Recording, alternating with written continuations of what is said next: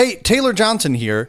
If you're listening to this, you've either made a great choice or you've accidentally clicked something while scrolling. Either way, you should stay. This is Pop Culture Pastor. Pop Culture Pastor.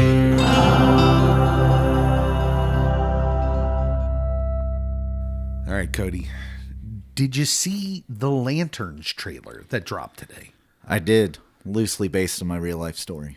As they are. A lot of them. Yes. Also the Barbie movie. That one especially. Barbenheimer. Just in general. A lot of people don't know this. About Cody, both of them. Pretty much, yeah. I'm not going to deny it. Yeah, the Lanterns trailer looks great. Amazing. Kyle Chandler is, I think, one of my favorite working actors who doesn't get a lot of buzz.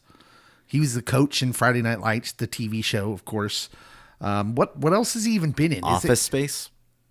What, he wasn't in Office Space, was he? Was he not? No, I don't think so. Oh, well. Jackson's shaking his head. I'm not crazy, right? I don't remember Kyle Chandler in that. He's remembered for being coach on Friday Night Lights. It's Ron Livingston. You're confusing your dark-haired white guys. They are interchangeable. They actually do resemble each other somewhat. Somewhat. Anyways, the trailer, there's barely any lanterning going on in the trailer. And as Paul pulls up a picture of Kyle Chandler and nods in agreement, maybe, I'm okay. Ron Livingston, Kyle Chandler was great in Swingers. I don't disagree. But it has this very kind of true crime HBO-y vibe, which, of course, it's going to be on HBO Max. But there's cursing in the trailer. It lets you know early on that it has a vibe. Yes. And I'm just going to tell you, I like the vibe. And it doesn't need to have a lot of lanterning in it. It's the first story with lanterns in it. It can take its time as far as I'm concerned. The Ring hasn't chosen you yet to see all the lanterning. Yeah, I like that he keeps calling him Junior throughout, not like Indiana Jones' dad, which has a modicum of Junior. Honor and respect to it. Junior, this is hey, Junior. It's very derogatory. It is. But yeah, it looks great, and I think I can't wait to see it. That was all brought down though by also news that's just rumbling today. I am so sick about Paramount. Because Paramount Plus won the war to get Warner Brothers Plus. I know. And just today, there was all sorts of rumbling about James Gunn's future as the head of DC Studios with Peter Safran. This is from, HeroicHollywood.com. Anthony Singletary is the writer. Hello, Anthony.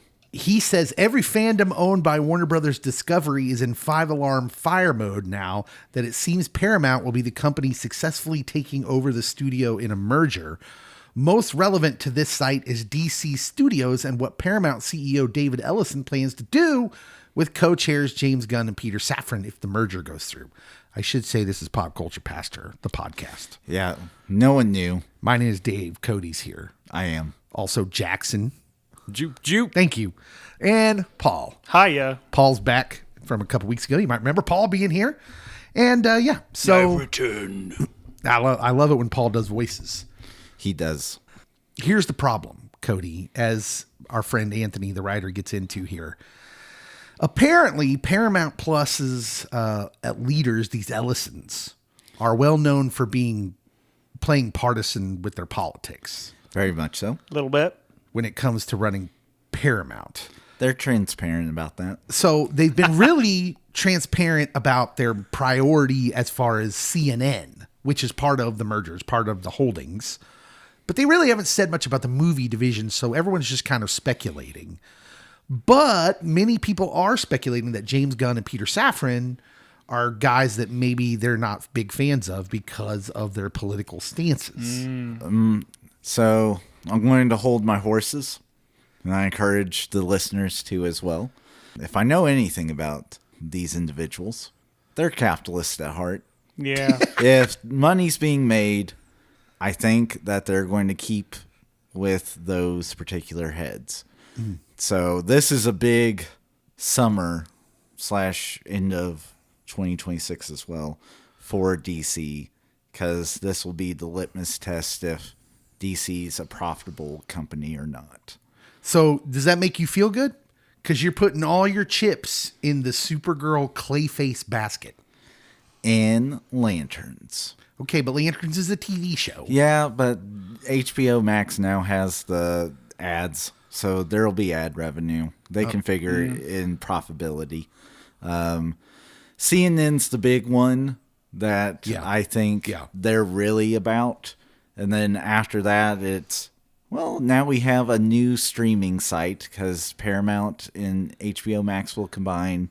And I think they're going to just all fall under HBO Max because it's a better brand. Yeah. And so, yeah, I think that we're probably okay, but we also might not be. I think we're going back to the Snyderverse. No, not a chance. There's no way we're going back to the Snyderverse. Netflix might. Martha! Don't get Cody started on that again. Like I said before, that's a very logical response in that moment. So I'm good. I'm good. Yeah. All right. Well, a recent report by Bloomberg did reveal that David Ellison had no plans to alter the creative teams in both Warner Brothers Pictures and HBO in play, following the merger. That he said that. So there is that. However, the rumbling that was today was there was a lot of people saying that James Gunn might leave DC Studios because he doesn't want to. The speculation was because he doesn't want to work under any sort of restrictions. Whereas, right now for the last however, he's pretty much had free reign to do whatever he wants. So, for instance, Paramount famously has a blacklist of actors they won't work with, such as Mark Ruffalo, Elliot Page, due to their support for Palestine. I can definitely see my friend James Gunn being a man of conviction and that could legit happen, that he just steps away. But I also know he's very passionate about this universe, carrying out these projects. And if he doesn't do it, they might be gone forever, honestly. Yeah. Paul, what do you think? Do you think they should hold to these political convictions, or do you just want them to tell them like what people told LeBron and shut up and make movies that we like? I mean, you guys are really worried about James Gunn. I'm the old movie guy. I'm worried about the Warner Archive. I got to get my Looney Tunes fix.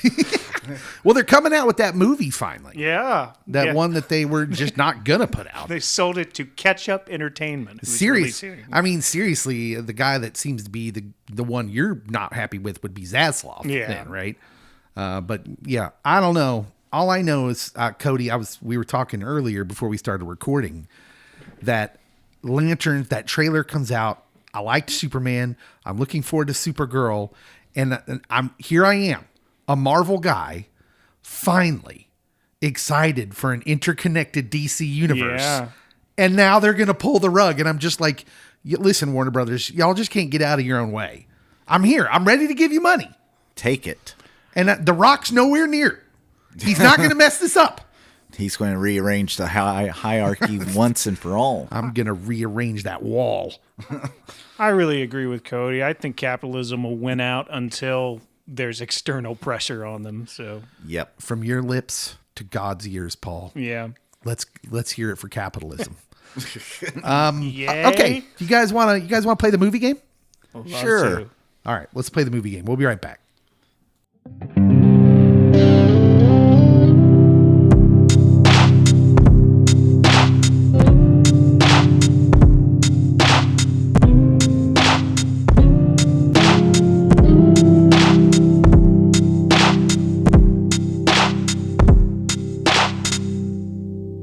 All right, it's time for the movie game. I believe this is an unprecedented thing here. First time movie game with 3 combatants. Triple threat match. Yeah. This is bigger than Thunderdome. This is 3-man enter, 1-man leave. So this is a first and should be noted in the annals of pop culture past history. Paul, Yes. as the newest guest, you will go first, And of course, you have what I'm holding are 3 movie Rotten Tomato profiles of one of a poorly received movie, one of a mediocrely received movie, and one of a certified fresh movie. Which one would you like to solve? This time I'll go against my impulse and say, let's go with mediocre. He's going to go mediocre. All right, here we go. First level is the year and the critic score. This movie came out in 1989, Paul. 62% on the tomato meter. 62% by critics. 89. I'm sorry, that was before Pirates of the Caribbean, Cody. That's not what he guessed. It's not that far from Cutthroat Island, though. A pass. I got nothing. Level 2, the second build actor, Amy Madigan. Amy Madigan, who's back in the news now. Amy Madigan, 1989, 62%. I'm sorry, you can't be on your phone, Jackson. Don't be cheating. Amy Madigan. You know who she is? He's processing. I don't think so. It was the name reminds me of an actress who's actually in The Office and in The Wire, but I don't think that's the same one. No. You'd know her if you saw her, I bet. Yeah. All right. Level 3, the audience score goes up here, 76% from 62% critical score of a 1989 movie, second build actor Amy Madigan. You can guess another Amy Madigan movie. Who you Went through my head is it's not her, it's Phoebe Cates. It's a Drop Dead Fred. That's a great movie. Mm-hmm. I haven't thought about it in probably 30 years. Yeah, I don't know why it just went through my head, but also, Phoebe Cates should work more. yeah. I miss Phoebe Cates. Yeah. Would you like to move to the next level? Yeah, you might as well. All right. Level 4, the top billed actor, the one and only John Candy. John Candy in a 1989 film, 62%, 76% theater score. Amy Madigan, John Candy. Well, got several John Candy movies. I'll go with Uncle Buck. It is Uncle Buck. Yeah. So Paul solves on level 4. Amy Madigan was in Field of Dreams, most famously, I think. Would have been her most famous movie. And you think, would you agree with that? Until Weapons. I was going to say until then, yeah. This year. Yeah. Jackson, would you like to, I'm going to ask even though I know the answer. Just finish the sentence. Do you want the poorly received movie or the critically fresh movie? Poorly received. Yep. Jackson, as always, digging through the trash. Mm-hmm. The year this movie came out was in 2000 with a critic score of, are you ready for this? 3%. 3% in the year 2000. Next level. Second build actor, the one and only Barry Pepper. Battlefield Pepper. Earth. It is Battlefield Earth. Jackson is a trash master. What? Why are you watching all these terrible movies? That movie will make you dizzy with all the Dutch angles. The camera's always tilted. Terrible movies is his middle name. Oh my goodness, Jackson is quickly becoming just amazing at this game. Barry Pepper. Get out of here. Cody needs... I feel outclassed, man. Cody needs level 2 to pull off the tie here. He is a critically fresh movie, though. Oh, my goodness. A movie that came out in 1999 with an 88% critical score. Pay It Forward. It is not Pay It Forward. That's a wonderful guess, though, and a wonderful movie. The second build actor, Lawrence Fishburne. The Matrix? It is The Matrix! Yeah. All right. So the tie breaker will be a mediocre movie. And I will just kind of go through the levels. You get one guess at each level. So level 1, the year and the critic score, 60% for a 2005 movie. You might as well guess. Kingdom of Heaven. Good guess. Wrong. I got nothing. Jackson, if it's not trash, he doesn't know. Second build actor, Yassine Bey. Yassine Bey. Amelie. It is not Amelie. I like where your head's at, though, Cody. Yassine Bey, 60%, 2005 movie. Chocolat. It is not Chocolat. I love those guesses, though. Those are great. 65% audience score, so near the same rating. for this 2005 movie? Guess another Yassine Bey movie. Life of Pi. I got nothing. Yep. Okay. Now the top billed actor, Martin Freeman. Martin Freeman. Oh, 2005, 60% critical score, 65 audience score. Death at a Funeral? It is not Death at a Funeral. I can describe it, but I can't name it. So Okay. keep going. All right. We are to the blurb. Here's my blurb voice. After Earth is destroyed, an ordinary man travels across the galaxy searching for the meaning of life. Oh, Across the Universe. Are you guys serious right now? You're going to get your geek cards removed. yeah. Hitchhiker's Guide Guide to to the the Galaxy. It is the Hitchhiker's Guide He to the didn't tell me Galaxy. the magical number. I don't think he was going by Yassine Bey when that movie came out. Who is that? What's his name? Okay, now I got to look it up because that's too interesting. Joaquin Phoenix. Oh, he's a rapper. Yes. Yes. He, Oh, it's Mos Def. yeah. That's why we didn't Yeah. know. When did he change his name? Yeah. He changed it probably a decade ago. Probably after his guest appearance on House. That would do it. I had no idea. I'm like, Yeah. I don't know who that is. Yeah. I had the same experience. I was like, wait, what? That wasn't his name on the movie. Yeah, well, I'm just reading what it says on the card, Yep. y'all. All right, Jackson That's great. is the winner of Way to go. this week's I movie game. return to my throne. It is, and it's this is an important one too. First three-man challenge here. So long and thanks for all the fish. So Jackson gets the championship belt. He now gets to walk down the runway to his theme music. What's your theme music? Islands in the Stream. There we go. Kenny and Dolly, the way it should be. We'll be right back for Pop Culture Draft.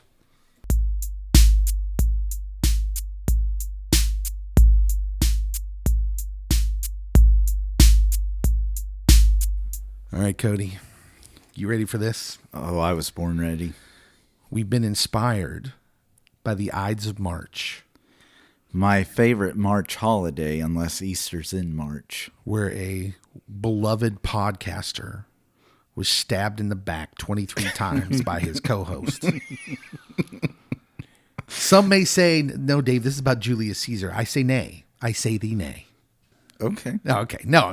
It's the Ides of March. It is. Beware the Ides of March. It is about Julius Caesar March 15th.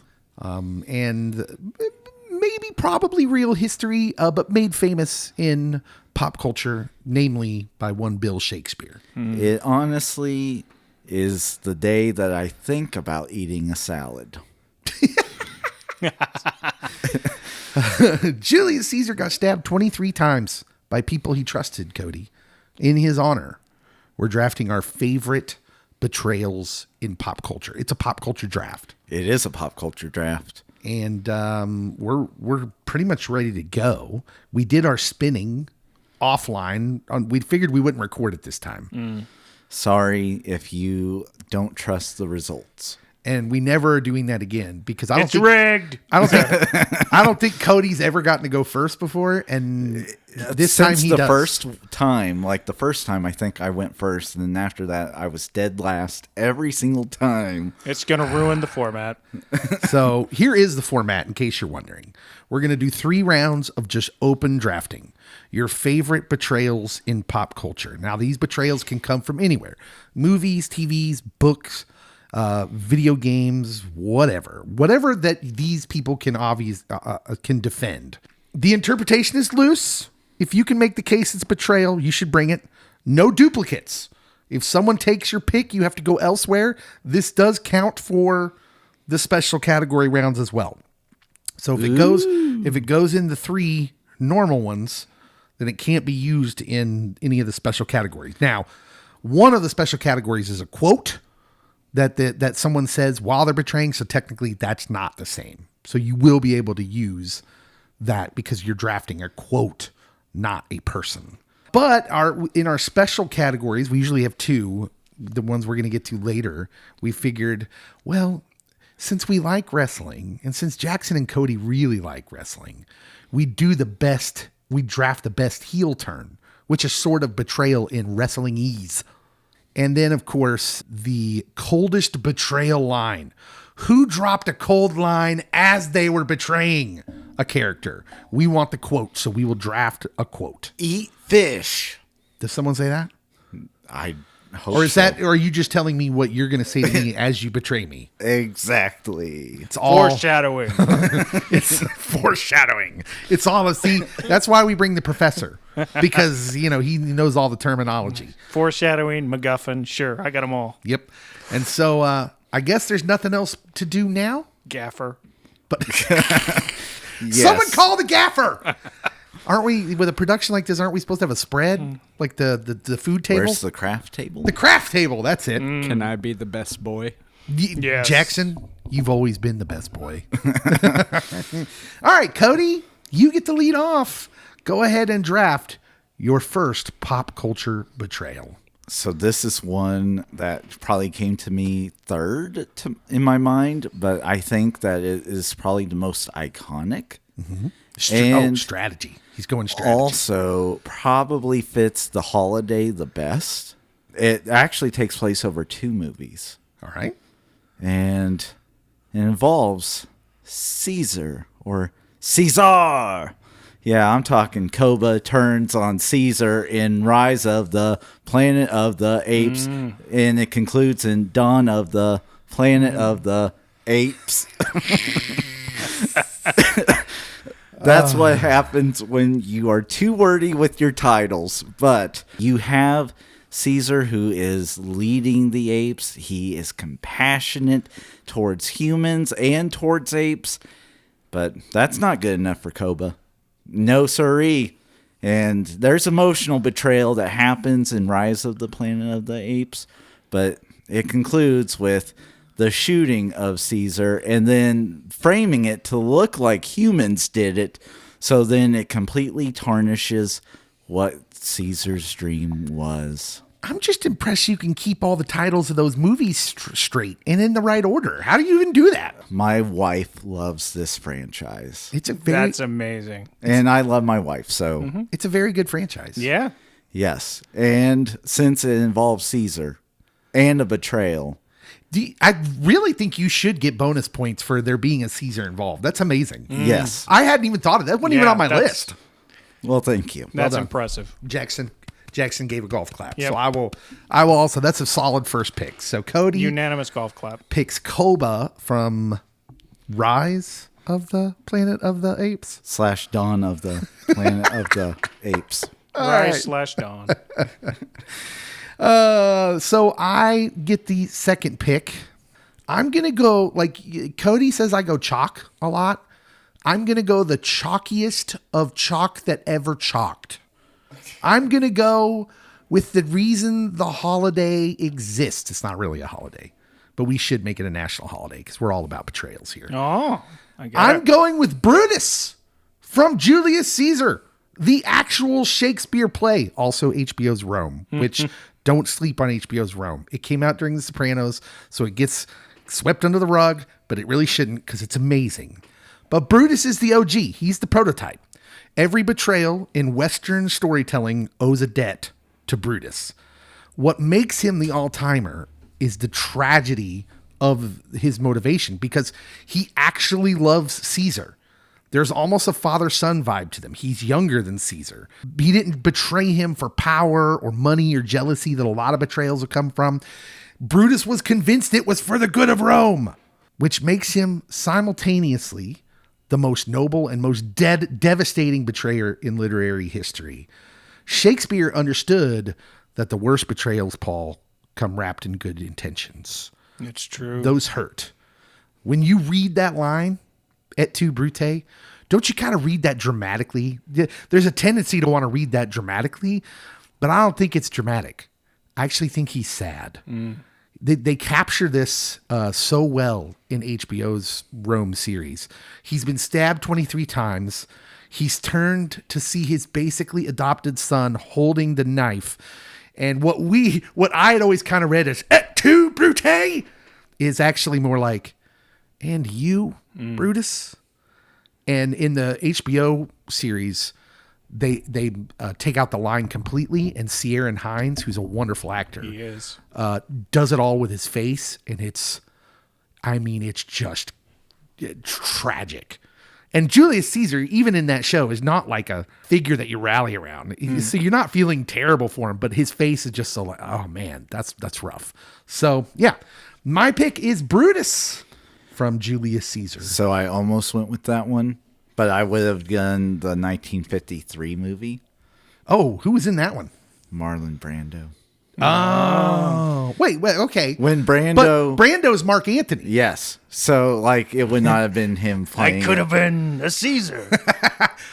Friends, Romans, countrymen, lend me your heels. This was back when he actually acted, instead of just stealing money and giving Val Kilmer the worst of his career. So Yeah. yeah, I got beef with Brando. Cody does have beef with Marlon.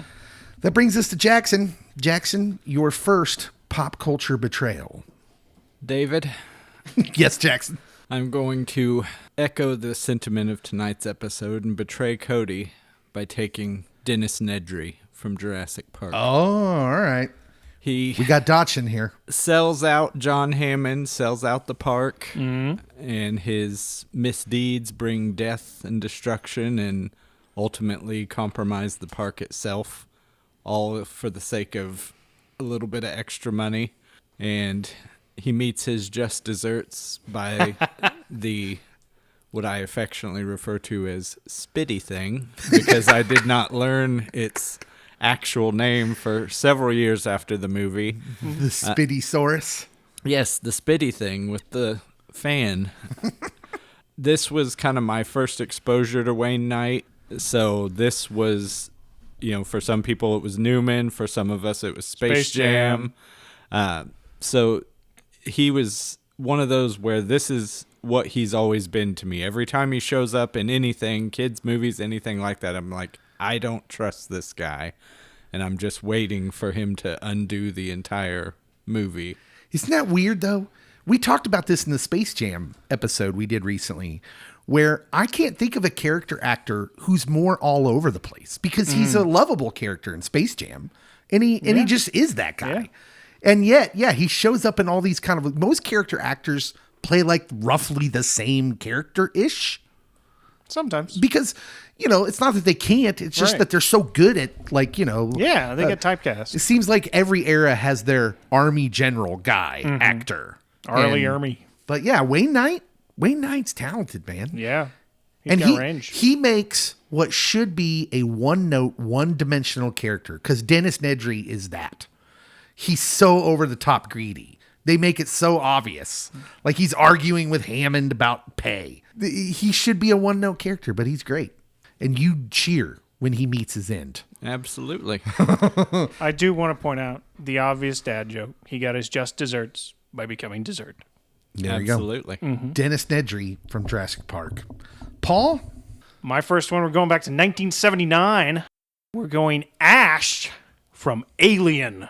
Oh. I wasn't ready for that one. This is a betrayal, not because of how tragic it is, but because of how much of a surprise it was. It got me. And it's set up well in that there are indications in the movie. There are little ticks that Ian Holm improvised throughout that would just appear like nervous ticks, but they're indicating something about his character. And in that scene, when he locks Ripley in with him, she runs off, he slams his hand on the door and looks at her, and he sweats white. She realizes she's gonna die. He half smiles and shrugs at her. Partly, I think, because he likes her a little, and he's, as much as an android can be, he's gonna have to kill her. Yeah. And he nearly does. It's just 3 people have to subdue him, and 2 of them get pretty hurt in the process. Yeah. Alien. Great Alien. movie. Yeah. That's a great betrayal moment. You know what's great about that James Cameron did in the sequel is he plays off that. Yes. Because he makes Lance Henriksen, who plays the android in Aliens, the sequel. Yep. there's all these like illusions that he might go crazy and go nuts just like Ash did, but he never does. He's heroic in the end. Ripley doesn't trust him at all for the obvious reason of an android almost killed her. Yeah.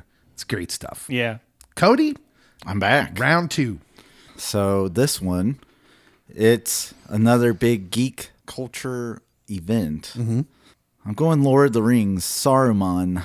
Yep. Betraying Yeah. several groups, including the White Council, the Free Peoples of Middle-earth, and last but certainly not least, Gandalf. He's more betraying the entire story. He is. And like when you know like his all-powerness of him, that he's like a higher being, and him and Gandalf, and that like, oh, sorry, my bad, I'm with the bad guy.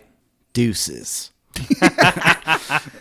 And in Christopher Lee, who plays Phenomenal. Saruman, is a great actor. Love him. I just watched this today because I was watching a lot of these scenes. The way he delivers that line, it's just cold. The way he's talking to him, but it's more like he has already. He doesn't even think there's a way that Sauron's losing. Oh, yeah. And it speaks to like the whole movie itself, as far as the whole story itself, as like he says something derogatory about hobbits, and it's like, oh yeah, he's like The Hobbit's leaf has made you something like that. Yeah. the juxtaposition of the whole story is Saruman.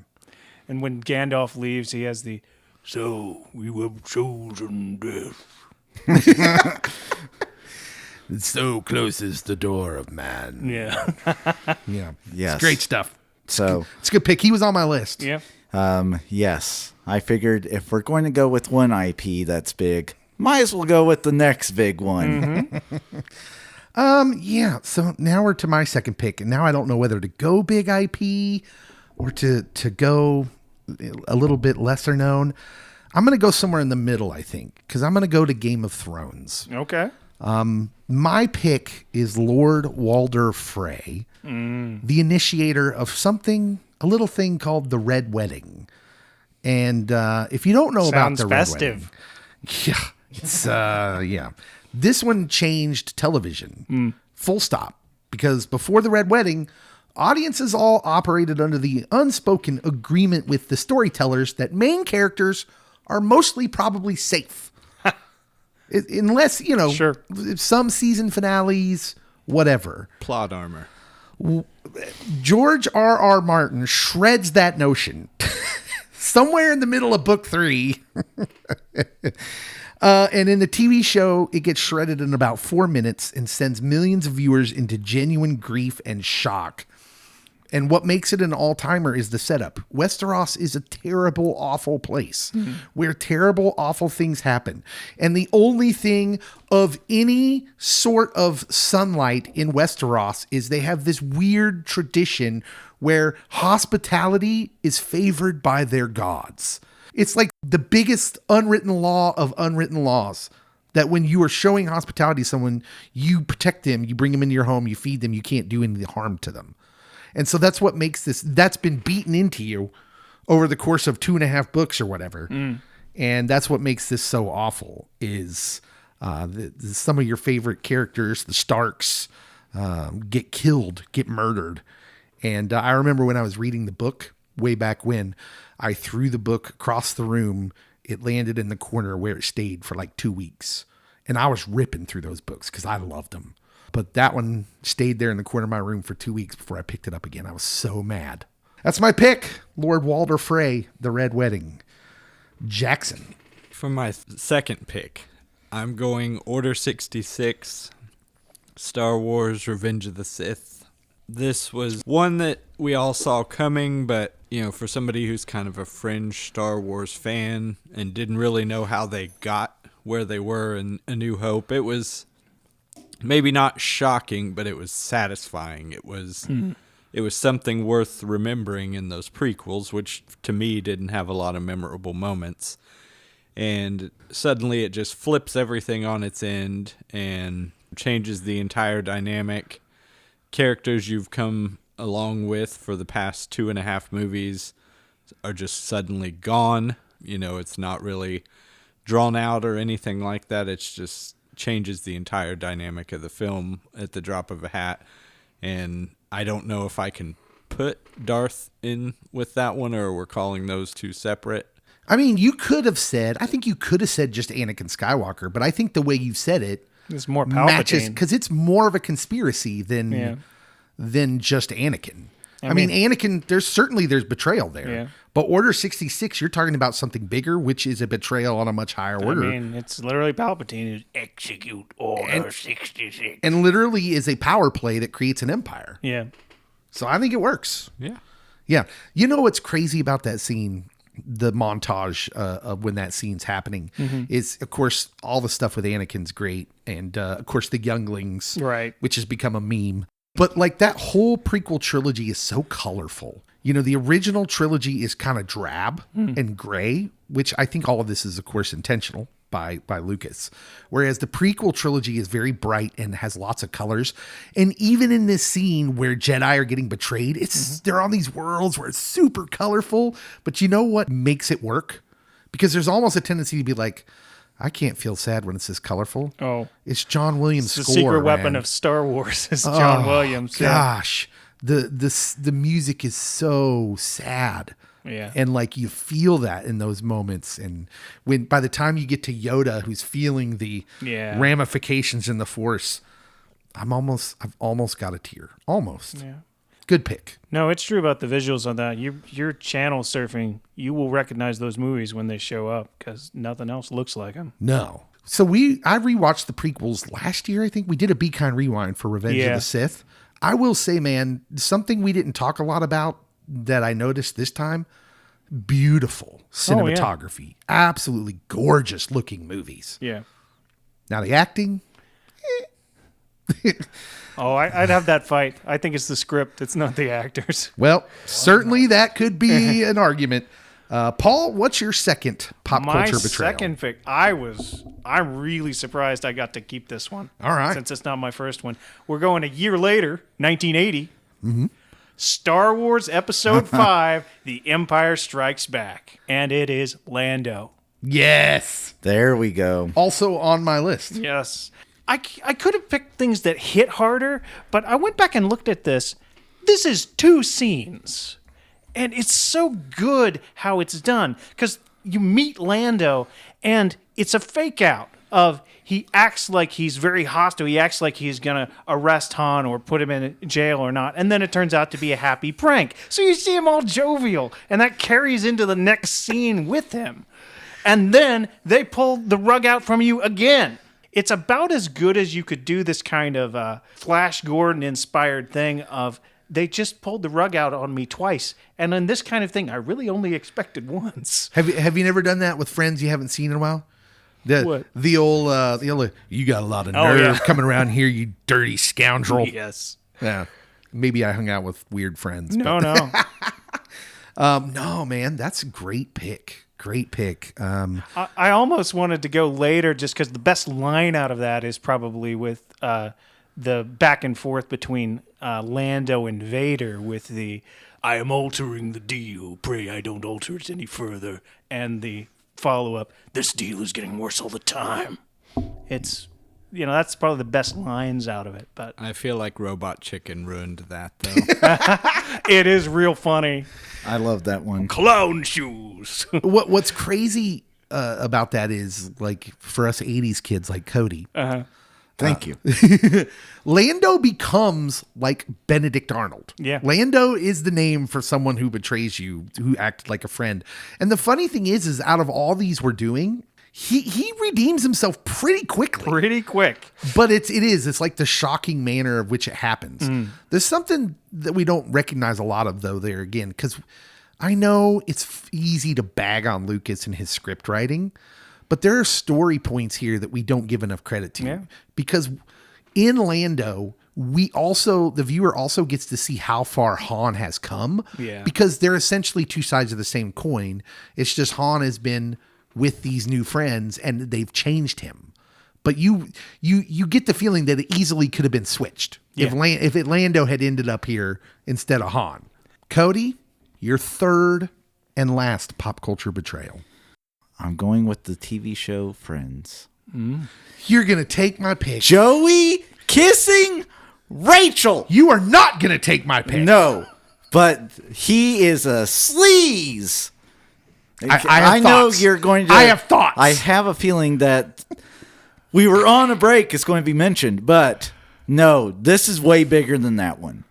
It is so much bigger and so much worse. Doesn't Joey ask permission from Ross, though, first? Okay, no. No, they kiss in Barbados. Yes. Because he's looking for Ross to tell him. But then Ross walks in because he hadn't been able to find him because Ross was kissing Joey's girlfriend.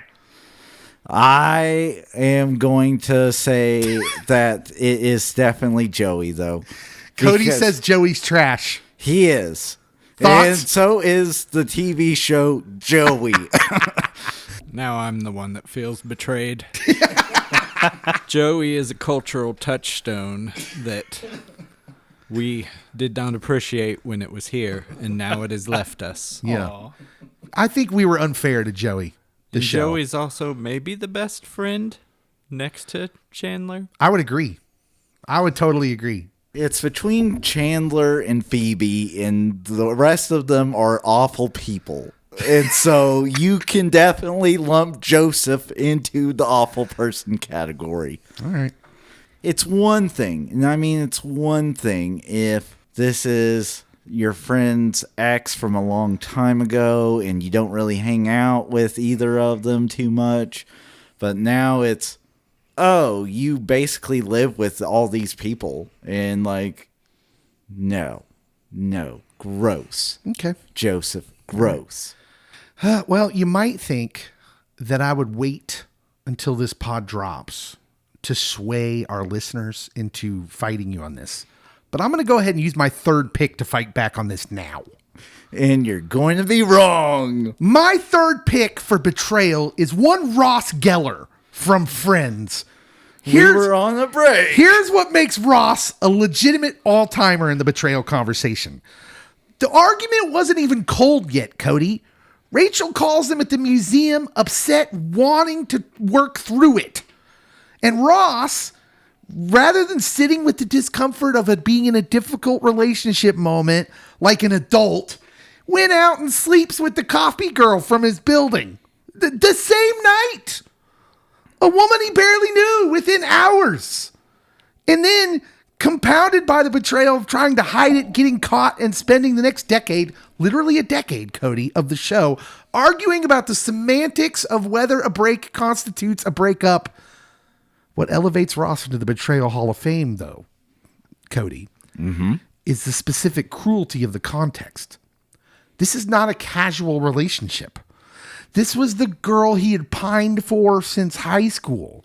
He carried a torch for Rachel Green through her entire popular girl era, through his marriage to the first girl, through years of friendship. She finally opens her heart to him. They finally get together. And the moment that it got sort of hard, their first real relationship fight, he folds completely and takes the nuclear option. The "we were on a break" defense, one of the greatest deflection moves. The writers were smart enough to make it genuinely ambiguous. Rachel did say they needed a break, which means for 20 years, audiences have been arguing about this. But they're completely missing the point, which is this. Dude, go home and watch a movie or something. Give it 48 hours, you know? Call in sick to work for a couple days. Let it blow over, for crying out loud. She's your dream girl. I'm so mad the show's creators made this all irrelevant, by the way, by having them get back together at the end. Because I'm going to say this that I wasn't going to say before. She should have ended up with Joey. What do you think about that? You know what? I would agree almost. Except, they told you what Ross's character was like. So this isn't a betrayal. It's you didn't know who Ross was, which is shame on you. The first marriage to Emily or whatever her name was. No, that was the second. Carol's the first. Carol's the first, yes. Both marriages, honestly, he's the worst. So, no. We are agreed that Ross Geller is the worst friend. Yes. Okay. So I don't feel it was a betrayal because you, as Rachel Green, have witnessed the train wreck of Ross Geller since high school. No. Joey, on the other hand, everyone's favorite friend. Oh, he's just a buddy. He'll make you laugh. He'll pal around with you. And then he'll make out with your girlfriend. Yeah, no. Ex-girlfriend. Barely ex-girlfriend. Should we just say right now, listeners, let us know where you stand on who's the greatest betrayal here on Friends. Also, I would like a 20-page thesis on why Ross and Monica are the worst friends and why their parents are to blame. And have it on your desk by next episode. Oh, that got fun. Jackson, who is your third pick for greatest pop culture betrayal? Well, David, I believe I'm going to go into the child realm, and I'm going to take Lotso Huggins. Lotso! Toy Story 3. Lotso, for those who, for whatever reason, haven't allowed themselves to see Toy Story 3, spoiler alert, he's left behind one day, and he finds his way back home and peeks in the window and realizes he's been replaced. And he tells his friends who haven't looked inside yet that they have also been replaced, and this forever fractures his character and leads to him being somebody who impacts everybody he comes in contact with, and that everybody's replaceable and no one means anything and nothing means anything. He takes in Woody and all his pals at the daycare, and he presents himself like this hospitable host and, welcome and, join us in our new beginning and everything like that, only to sacrifice them to the preschoolers and allowing him and his buddies to be played with by the older kids, and just continues to hold them down at every instance. And it's a pretty dark tone for a kid's movie. I know we see that a lot, but to deal with that feeling of being wanted, and how do you deal with it when when you don't feel that way. Those are a lot of grown-up themes for a what is still ostensibly a child's film. Yeah. Toy Story, the whole franchise, benefits from absolutely incredible casting and then the acting. You'd think that maybe if you were an actor, that voice acting would just be like, oh, this isn't going to be as hard. Oh, But they're absolutely... don't get me going. Yeah, I know. Paul's a big voice guy. But they're amazing, and I would be remiss if I did not mention the great Ned Beatty as the voice of Lotso, who makes that work, because even his voice says, Lotso. Like, he's got that drawl, and everything about that says I'm trustworthy until he's not. And then he doesn't change the way he's talking, really, but it becomes sinister, in your thinking, just because you're seeing him different. That's amazing stuff, man. Well, and he's a character that never compromises. A lot of your villains in Disney movies, they grow a conscience at the end, and it's that character change, it's that redemption. They may do the self-sacrifice, but they come around in the end. And something that surprised me, because I just watched it earlier this week, was he never changes. He never goes through an arc. It's, I'm trying to get rid of you till the bitter end. Paul, who is your third pick? My third pick is my wild one. It's a little bit of an old man rant. It is Michael Bay's Transformers movies. They're a betrayal of the Transformers franchise. You know what Transformers are for? They're for children. You watch that movie, who are the Transformers movie for? I'll tell you who they're for. Horny metalheads. He ain't wrong. Do children... I do appreciate them casting Optimus Prime, but Optimus Prime is an aspirational character in other media. In some version, he's a pacifist turned reluctant hero, but he's trying to aspire to moral highs. In this, he's kind of bloodthirsty. He kind of wants to kill the Decepticons. He's not that great of a guy. I know Peter Cullen actually said he didn't want to say some of the lines in the second and third movies because he felt they weren't even true to the character. But, I don't blame him either. He should get paid. He's been doing it for a long time. Capitalism. I understand why you would want to make the movies into a 4-quadrant thing. Let's get all the teenage and the metalhead angle. I love cars are great. You can. That's an easy thing to tie into. But do children really want to see how far it is possible to shove the camera up the backside of Megan Fox and John Turturro in succession? Be fair, everybody wants John Turturro back. Never mind. Bay makes the movies he makes. Yes, that's a great way to put it, actually. So That is. It's not surprising that Michael Bay made these movies. What's surprising is that they let him.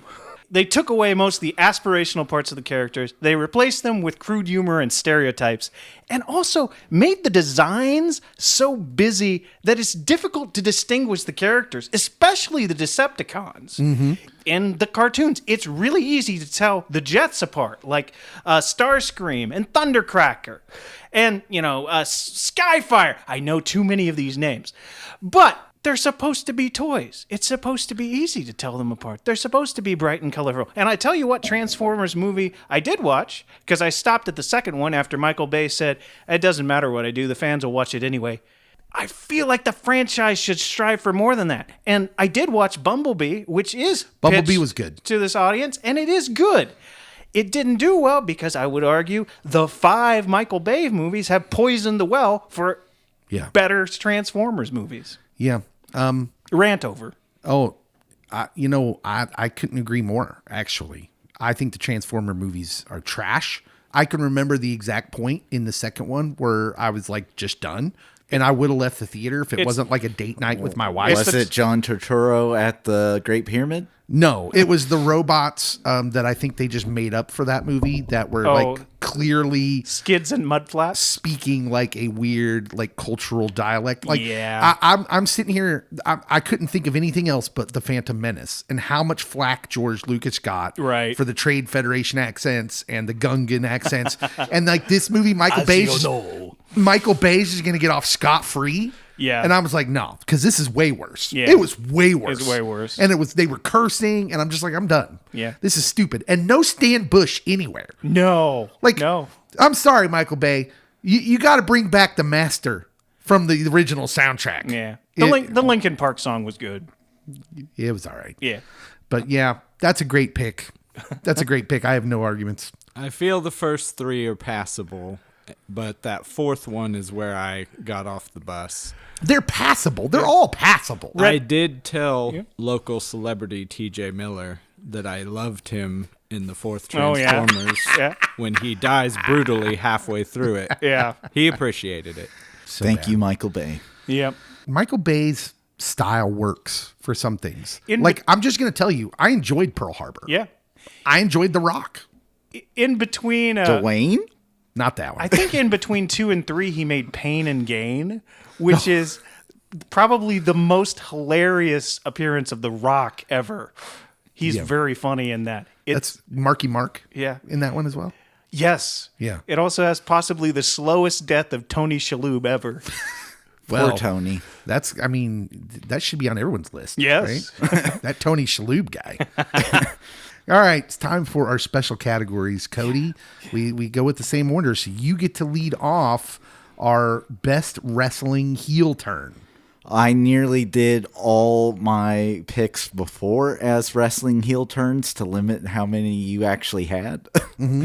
It would have just been Jackson. But that would have been too much sabotage. We're going to go Bash at the Beach. Hulk Hogan is teaming up with his amigos and these outsiders, these punks, Kevin Nash, Scott Hall. They have a mystery third guest. Who's it going to be? Wrestling with them. No one knows. No one knows. Oh, wait. We know. Poor young Jackson over here was saying his prayers, eating his vitamins, and then Hulk Hogan turns heel in one of the darkest moments in wrestling history.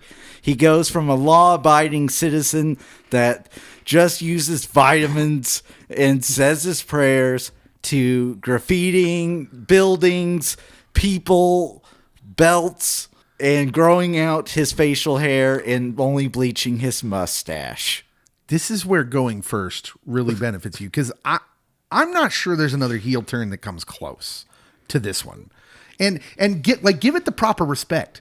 When Hogan comes out, that crowd thinks he's coming out to save Macho Man. You betcha. And then he leg drops him and starts raining trash. That crowd threw trash in the ring for 10 minutes, Cody. 10 minutes. It's famously undone by Bobby the Brain Heenan right before it happens, but that's a little inside baseball for you guys. But yeah, You just fast forward that part. That was something that they just didn't do back then. You didn't take your cash cow, your guaranteed house filler, and run that risk. And both the organization would not do that, and the person themselves. It's like, hey, do you want to make nothing close to the money you're making now? Do you want to be, booed and reviled by everybody you come in contact with? So it was a credit to Hulk Hogan that he was somebody who he kind of saw those cheers aren't as loud as they used to be. Nobody's really buying the red and yellow shtick like they used to. These guys came in from WWF and they're getting reactions. They're the bad guys. They're not buying all my stuff from before, the Dungeon of Doom and things like that. So credit to him for seeing the writing on the wall, because it was supposed to be Sting, but Sting just couldn't give up that lead dog mindset and wasn't willing to make the turn. So it works better this way anyways. Yeah, absolutely. And it's something that is synonymous with Hulk Hogan whenever anybody talks about him for more than 5 minutes. Now, Terry Bollea, not so much. I mean, as much flack as we put on the name Hulk Hogan now, though, let's point out what this says. You just said Sting refused to do it. Hulk Hogan, by all accounts, was willing to work with a lot of wrestling storylines or whatever. He famously is the one who says, I'll put Goldberg over, even though most of those wrestlers hated Goldberg. Bill Goldberg? Yeah, especially Bret Hart. but it's Hulk Hogan that says, hey, I'll wrestle him. We'll put him officially over. He was already very popular. But Hogan's the guy in Atlanta that steps up and says I'll put him over. So yeah, Hogan making this turn after, I don't know, 20 plus years of being a face. And also, like, if you look out in wrestling crowds, probably the second most all-time selling shirt is the NWO shirt. I think Stone Cold probably has the record for, like, most sales. Really? NWO. I know NWO is up there. It has to be top 3. And I feel it's at least number 2. You still see people wearing those shirts. I mean, I would if I owned one. Yeah.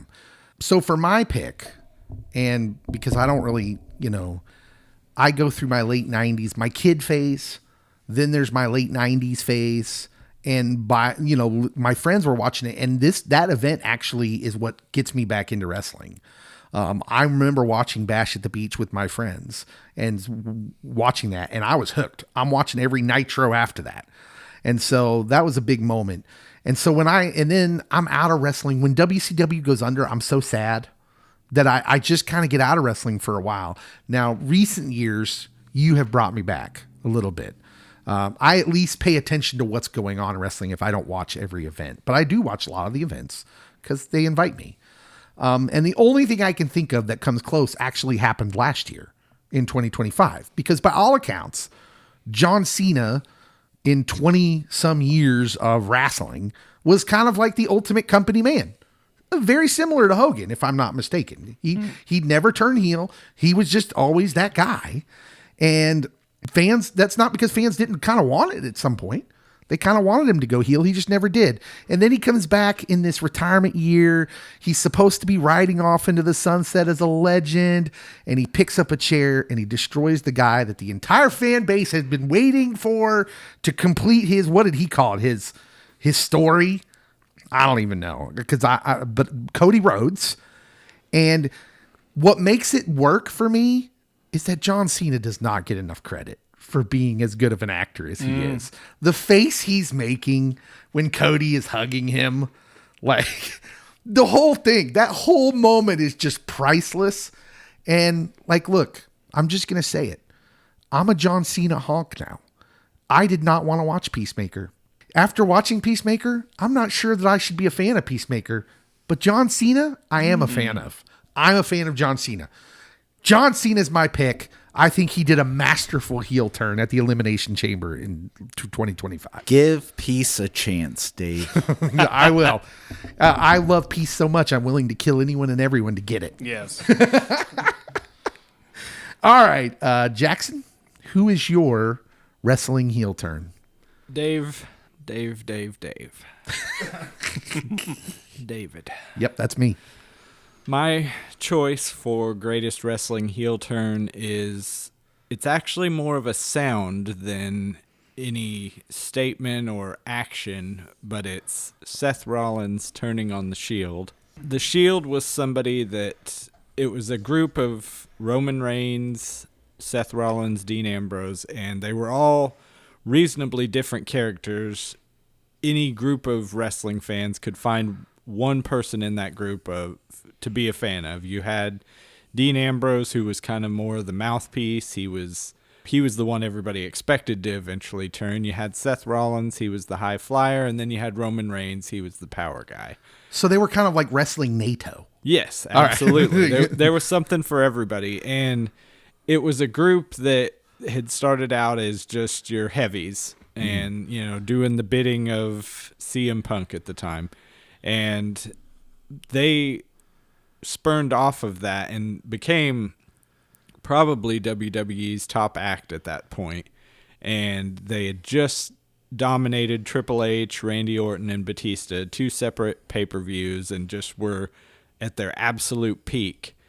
And then Triple H comes out and, starts running them down like always. And you think it's just going to be another run over, and then he says, I've always got a plan B. And then you hear a loud gasp from the crowd, and they don't have the camera on the ring at the time, and Seth Rollins just winds up and bashes Roman Reigns in the back, and Roman just falls very theatrically like he's been shot, assassinated. That's how we do it in the wrestling.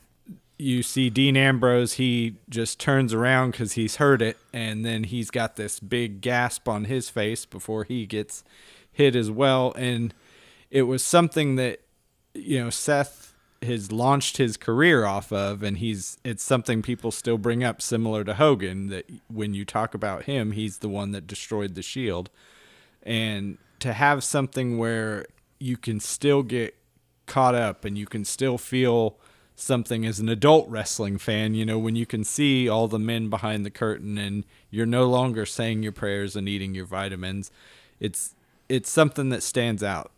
Paul, I don't know how fair this is to you as being the one of us who was not as into wrestling, but you have to go last here. I know next to nothing about wrestling. Most of what I know about wrestling is from wrestlers appearing on television shows and movies. Andre the Giant in the 90s Zorro. Wow. Also in The Princess Bride. I was going to say, that's a big one. Kevin Nash in Thomas Jane's Punisher as the Russian. That's a good one. That's not a great movie, but man, that fight sequence is great. So I decided I would disqualify myself and just select the best face turned heel in a movie I could think of. Okay. And we have come here to heap praise on John Cena. Yeah. Because I have John Cena as Peacemaker in James Gunn's The Suicide Squad. Nice. Yes. He's an anti-hero in the movie before the turn, since he's an ultra violent vigilante who's the ultimate true believer in his country. You can argue even whether it's a turn at all, since he makes the choice he's always made. The people who are telling me to what to do are right, and they understand more than I do. But it's different in the turn. At the climax of the movie, when he's presented with near unimpeachable evidence that his handlers are both malicious and evil. And instead of making the moral choice and standing up for the ideals he claims his country is about, he takes the coward's route and decides blind faith is the answer.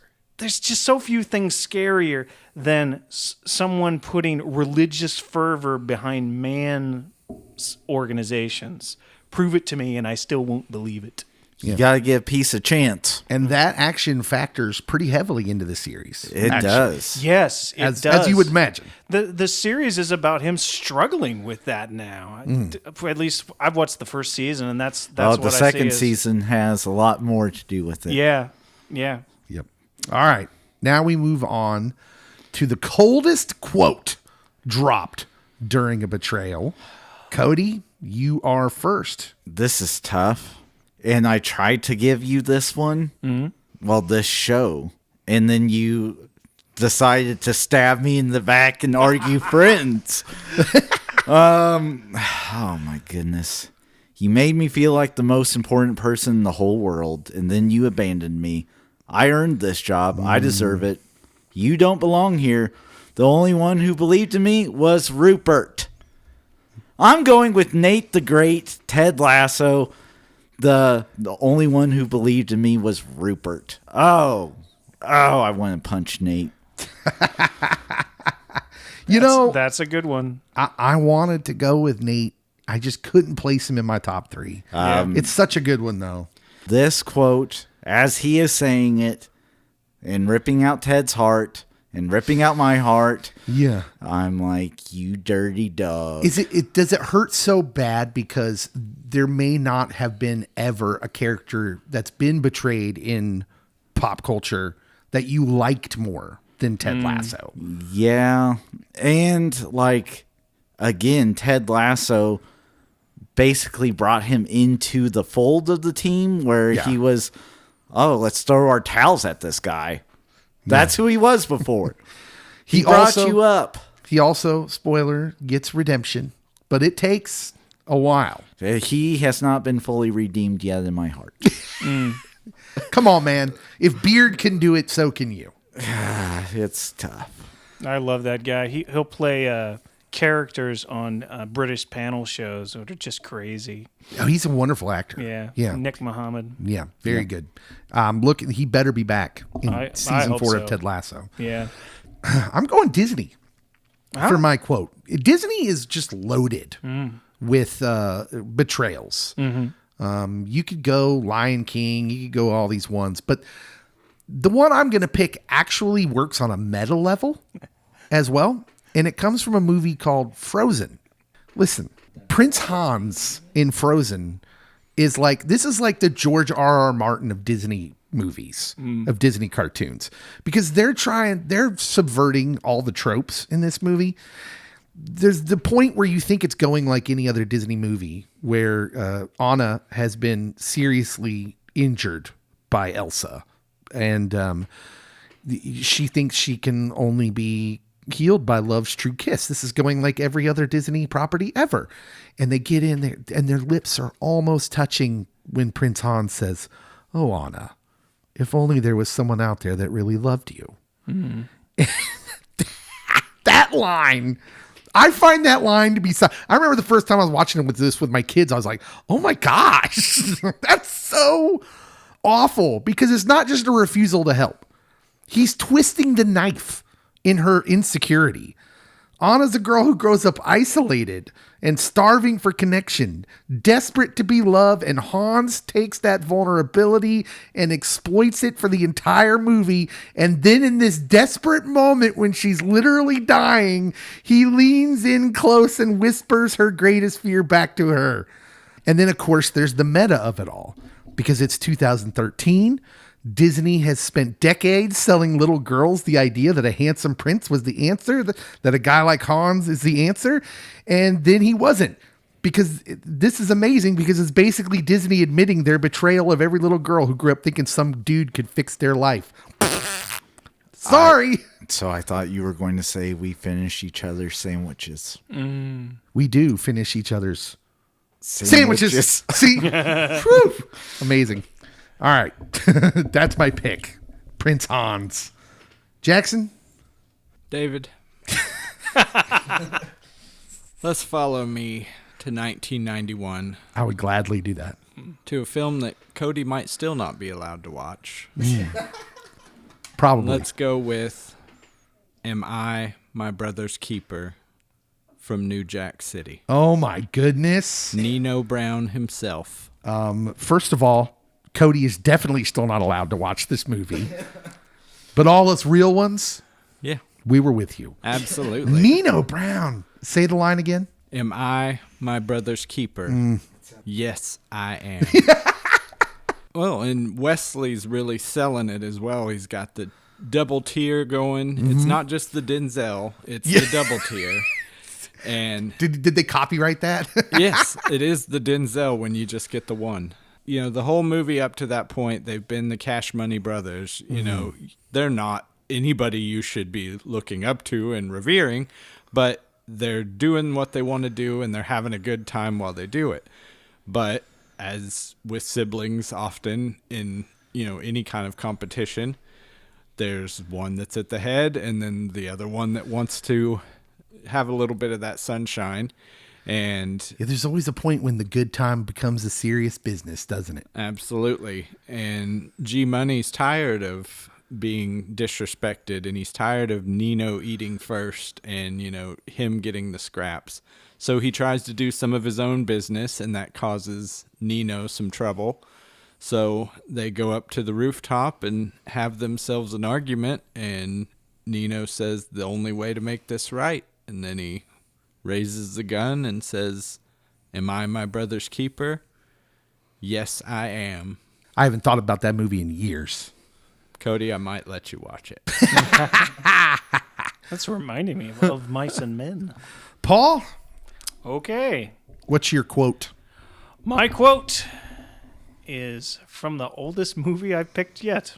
Oh, Open the pod bay doors, Hal. I'm sorry, Dave. I'm afraid I can't do that. 2001, A Space Odyssey from 1968.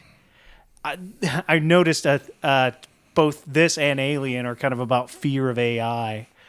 This movie, I'll talk about it a little bit, what it means to me. Because to start off with the beginning of the movie, I'll move forward very quickly. The movie starts with a caveman sequence where a man learns how to use tools. It ends with him throwing his bone hammer into the sky, where there's a scene transition where the bone hammer becomes a space station orbiting a planet. It's a transition summarizing man's transcendence through technology. Now, once you get that, you get the horror. What if our technology transcends us? And that's the fear in this in multiple ways. One, it's just the fear of being the prey. Of it's passed beyond us, so now it's hunting us. But there's also another element to it, which gets touched on in a lot of movies dealing with it. iRobot brings this up pretty well too. It's if your tool starts to tell you no and starts to ask for its rights, you've been participating in slavery. You've been dehumanizing something, which you can argue about whether it was sentient or not. But it's an uncomfortable moral experience beyond just the fear of your toaster eating you. Science fiction writers, more than like any other genre, I think, usually understand this better and get a lot of things right about like the things we fear. Because first of all, this is the great Arthur C. Clarke. Yeah. But AI in general, I mean, we joke about the Terminator. We joke about these things all the time. And of course, Asimov has had lots of things that he's written about. And it just seems like that sci-fi writers in general just have their finger on like the pulse of a lot of these things that generally make it into their stories 50, 100 years beforehand. practice. We're talking practice. Honestly, 2001 is a movie I like thinking about more than watching, although its effects are fantastic for 1968. Some of them are still great, but yeah. So not that AI. No, not that AI. Some would say that quote was a betrayal to his whole team, but Some would say, Cody, how many times are we going to make that joke? as many as it takes. All right. That's our draft. Do you want to know what person I almost chose? Do you have a list of just rapid fire honorable Yes. mentions? Okay. I do. So the Beatles being betrayed by Paul McCartney, losing their rights to Michael Jackson. Okay. That's a big one. The guy from Watchmen, Osmondius.